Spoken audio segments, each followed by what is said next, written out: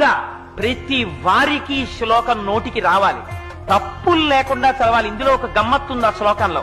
ఆ శ్లోకంలో అక్షరాలు మారాయా వ్యతిరిక్త అర్థాలు వస్తాయి. అందుకని తప్పులు చదవకుండా చక్కగా చదవడం నేర్చుకుని చిన్న చిన్న పిల్లల దగ్గర నుంచి అలవాటు చెయ్యండి. స్నానం చెయ్యగానే ఒక్కసారి అమ్మవారి దగ్గరికి వెళ్ళి ఆ కట్టుకున్న తువ్వాలతోటో అందులో బాలవ భక్తికి అమ్మవారు పొంగిపోతుంది. కూర్చుని అమ్మా శరజ్యోత్స్నా సుక్తాం శశియుత జటాజూట మకుటాం వరత్రా సత్రాన స్ఫటిక ఘుటికా పుస్తకరాం సకృన్నత్వా నత్వా కథమివ సతాం సన్నిదదతే మధుక్షీరద్రాక్షా మధురి మధురీణా ఫణితయః అని రోజు అది చదవడం నేర్పండి.